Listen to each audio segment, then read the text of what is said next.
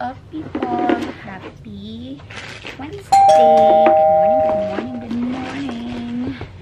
Mag-vlog tayo today. Wala lang. Maga kasi ang out ko mamaya. So, isipan ko mag-film. Baka sakaling makaisang video ako ngayon kasi hindi ako nakapag-vlog nung off ko. So, meron pa naman akong isang video pero yun na lang, mag-iisa na lang. So, gusto ko meron tayong upload in the coming days. Kaya hindi ako nag-vlog mas guys kasi hindi carry ng powers ko mag-vlog mas talaga as in, sobrang hirap mag-isip ng content, tapos hirap mag-edit kasi syempre uupuan mo talaga yun, tapos dami pang ginagawa after work, syempre gawain sa bahay, ganun, luto, linis, laba. So, talagang hindi ka makakapag-commit sa vlogmas. Ninis ko lang tong guys, car seat kasi ibenta ko na siya dun sa kumari ko kasi magkakaroon na rin sila ng baby. Dito naman kasi hindi siya hindi advisable or hindi practical na magbili ka ng mga brand new na car seat kasi ang bilis lang makalakihan ng baby. So siguro ilang mo lang siya magagamit, ilang months. Kung talagang nagtitipid ka, abutin pa ng mahigit 1 taon. Pero kung talagang hindi na carry yung laki ng baby mo sa bucket car seat, ay talagang no choice ka, bibili ka na talaga ng car seat na yung pwede na siyang umupo, ganun.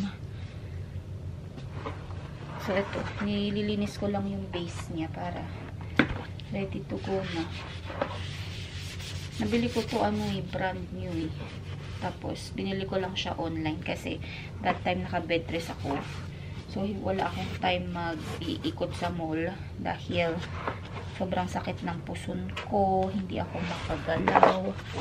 So talagang nakahiga lang ako ng time na yun. Napanood nyo naman siguro sa vlog ko yung mga nanonood before, ha. Kung sinusubaybayan niyo ang aking vlog, nag-bed rest ako nung buntis ako dun sa bunso ko kay Raven. And talagang alam mo yun, hirap talaga ako nung last pregnancy ko. But all good. Nawa ng Diyos, nakaraos naman kami. So, healthy baby si Raven. So, ayun, pinanasan ko lang siya ng Lysol. Hindi naman siya maduming-madumi kasi hindi ko naman to ginagamit ng talaga. Yung pang yung tawag dito, yung laging gamit kasi ginagamit lang namin siya nung pag may check-up si Raven. So, ayan, patuyuin lang natin dito. Tapos, hintayin ko na sila Ivar kasi pasok ako today. Quick shift lang guys kasi 3 hours lang ako. So, hindi ako magbabakon. Ayan, naka-ready naman na ako. Ka-scrub suit na ako. Punta na ako sa taas para hintayin ko na lang sila dun sa sa main floor. So, ayan guys. Bonnet na ako. Hindi ba guys ako naka-bonnet na? Pero, okay lang. Kesa naman lamigin ako, diba? Hindi. Tsagain na natin magmukha tayong pangit. So, ayan. Get na ako. Kunin ko lang tong cellphone ko. And then, hintayin ko na sila Ivar sa taas. So, balikan ko kayo later, guys. Dito na ako sa Shoppers, guys. Hintay ko si Mr. kasi pipick upin niya ako. Meron kasi siyang charter today, so hintay muna ako dito sa Shoppers. Meron pala akong bitbit na ito, chocolate. Ano siya? Gift galing sa work. And then, meron akong envelope, but hindi ko pa siya nag-open kasi sa bahay ko siya gusto i-open. So, mamaya ako titignan. Pakita ko sa inyo, guys, kung anong laman. Buti na lang narinig ko yung mama, makapiright na naman ako. Dito ko na-copyright last time eh. So, ayan, mamaya na lang ulit, guys. So, nasa school bus na ako, guys. Hindi ko naririnig nyo kasi ang ingay ng makina tsaka heater ng bus. Ayan. Nakapaghatid na si Ivar. Ayun yung chocolate na dalawa natin. Imagine kung gaano siya mahaba, guys. Ang haba. Isang buong upuan. Pero yung yung envelope, hindi ko pa binubuksan. Mamaya natin buksan. Surprise. So, last year kasi, ang binigay sa amin is GC worth 300. So, ngayon, we'll see kung tumaas pa siya or ganun pa rin. And, tingnan natin saan naman na GC pwede gamitin. So, welcome back to my YouTube channel, guys. Nga ba, hinakunti? Uy! Hinakunti. Hinaan mo. Doon ka manood dun sa... So, anyway. Let's continue the vlog, guys. Medyo na-busy kanina. Kaya ngayon lang ulit ako nakabalik. So, i-haul ko lang sa inyo yung mga nabili ko sa Once Upon a Child kanina. Nagpunta kaming Once Upon a Child. Kasi merong Spirit Week sila ate next week. So, start next week from Monday to Friday. So, Monday, ang theme nila is etong red or green shirt day. So, ayan yung napili ko for ate Ravi. Color red. And then, merong Minnie Mouse. Tapos, nakalagay lang is Holiday Thrill. Tapos, merong pa accent na ganito. Ayan. So, ayan ang susuotin niya for Monday. At, meron din siyang ito, yung mga, ano bang tawag dito? Mga sequence niya. Ayan, reversible. Tapos, Tuesday is Ugly Sweater Day. Ito naman yung napili kong ugly sweater na susuotin niya for Tuesday. Nakalagay is, are you naughty or nice? Ayan. And then, wala nang ibang pagpipilian, guys. Ito na lang yung natitira. And, I think, malaki ng konti for ate. But that's okay kaysa maliit. Okay na yung medyo maluwag sa kanya. Tapos, Wednesday is Christmas character. So, ang Christmas character niya is si Grinch. Ayan. Tapos, may terno siyang pants. Yan ang susuotin niya for Wednesday. And then, Thursday is Christmas hat day. Ang susuotin niyang Christmas hat is, yes, baby. Ito, elf. Ayan. Ito rin yung sinuot niya last year. So, ito na lang din susuotin niya ngayon, taon. And then, last day of school before mag-Christmas break is Christmas PJ. So, ayan yung ternong Christmas PJ. Snowman, Rudolph, reindeer, Christmas tree, Santa yan. Tapos, terno na pants and long sleeves. So, ayan. Perfect siya kasi fleece. Since malamig, medyo warm yung tela niya. So, ayan yung mga susuotin natin for the Christmas Spirit Week. So, kompleto na to. Lalaban ko na lang muna. And, wala na akong problemahin for next week. Ang ano ko na lang is yung Christmas gift niya for her teacher. Kasi, syempre, kahit pa paano, diba? Meron tayong dapat ibigay for her teacher. So, ayun. Yun lang naman. And, share ko sa inyo guys yung ano. Share ko sa inyo yung Christmas bonus na natanggap ko. Mababa siya compare sa last year. Kasi last year is, sabi ko, worth 300 worth of cheesy, 200 for the grocery, and then 100 na para sa lahat. Yung pwede mo gamitin sa lahat. Ngayon, ang binigay lang sa amin is $100 na gift card. So, ang laki ng binaba niya guys. Plus the chocolate. Last year may chocolate din naman. Pero, yung chocolate ngayon is sobrang haba. Yung pinakita ko sa inyo kanina. Tapos, ayun, may card. Syempre, lagi naman may card guys kapag nagbibigay sila ng ano, ng mga Christmas bonus. May kasamang card lagi. Akala ko nga, kasi dalawa yon. So, akala ko, isang GC, tapos isang GC na for grocery. Pero, wala. So, anyway, okay lang yun. At least meron kaysa sa wala. Tapos, okay na rin siguro kasi nagtitipid dahil gawa na nag-increase sila ng ano, ng rate namin. So, hindi ko na siya share sa inyo kung magkano yung rate ko ngayon. But, ayun, nag-increase nga.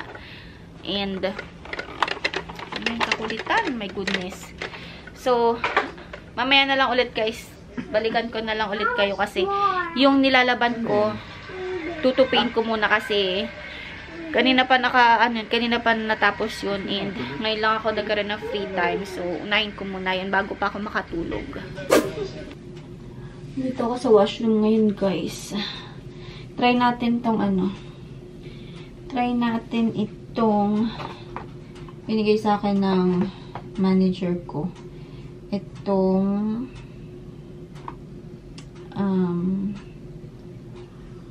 Neutrogena Hydro Boost Gel Cream Extra Dry.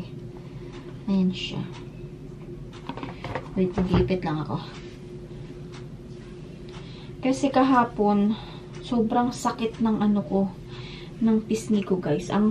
Hindi siya masakit na, ibang sakit. Mahapdi pala. Mahapdi siya. So, kahapon nilagyan ko ng lotion. Lakas talaga makapayat ng black, no? Payat ko sa ano. Payat ko tingnan ngayon. So, ayan. Ito. Kita ba? Hydro Boost Neutrogena. Binigay sa akin ng boss ko kasi kanina tinatanong ko kung po pwede yung CeraVe na moisturizing cream. And sabi niya, sobrang thick daw ng consistency nung lotion na yun. So, sabi niya, ito daw ang itry ko. Hindi ko alam kung saan niya nakuha to, pero sabi niya, marami pa daw siyang ganito. Ayan. Ang cute ng color. Wala siyang, parang babasagin. So, ayan. Neutrogena Hydro Boost Gel Cream Extra Dry, Fragrance Free. So, apply evenly to face and neck after cleansing. Dapat kanina, kaya lang, tinamad ako. Tamad ko talaga maglagay ng mga ganito. Ay, ayan na nga. Wala nga siyang amoy. Fragrance free na fragrance free talaga siya.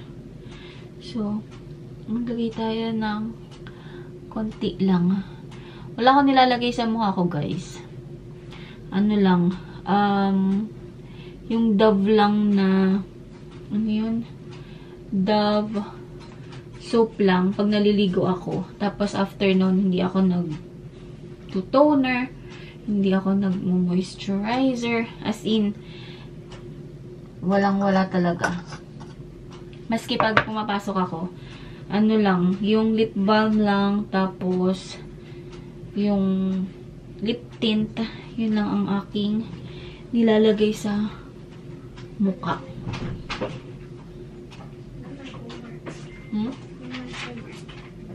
Okay, done na? Yeah. Yung dictate mo? Like dictate. Ha? Read it? Yung dictate. You memorize your dictate na? Yeah. Okay.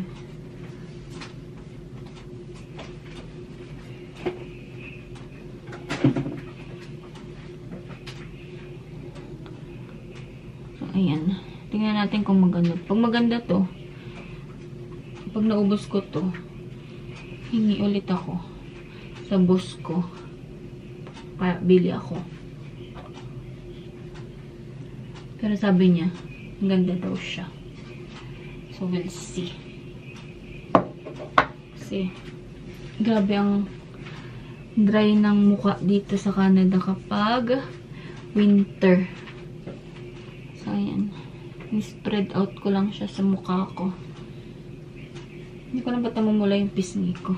Hindi mo ako nainitan. So, ayan. Lagay ko lang dito sa ano para matandaan ko after kong maligo. Ayan. Ayan. Hindi na, wala siyang amoy. Wala ding, hindi rin siya malagkit. Wala lang. Parang ano, parang water lang. So, we'll see. Update ko kayo guys kung maganda tong ano. Kung maganda tong cream na to.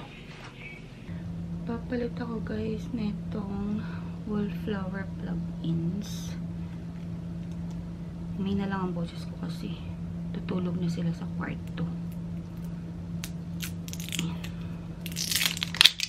Ano to? Spice apple toddy. Toddy. Hindi ko alam kung tama ang pronounce ko. Buksan.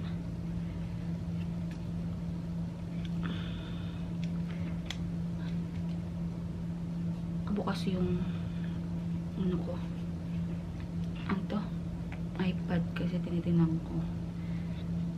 Sila Raven. So, ayan. Ito yung aking plug-in. So, try natin itong spice apple na to. First time ko i-try itong ano, itong scent na to. Para siyang ano, parang cinnamon.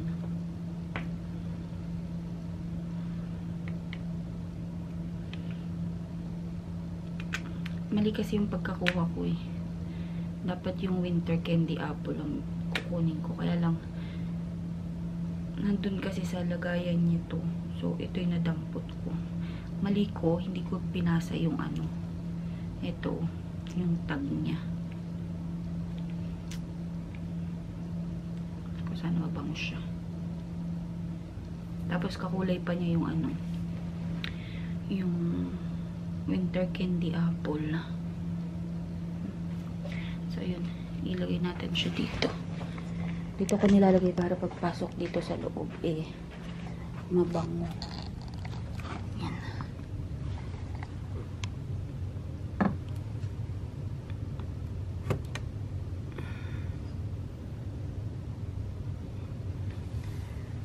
Ayan siya. Ito yung binili kong bigas. Hindi kasi nakasil. Kaya maliit lang ang binili ko. Tulog pa siya na. Tulog pa sila.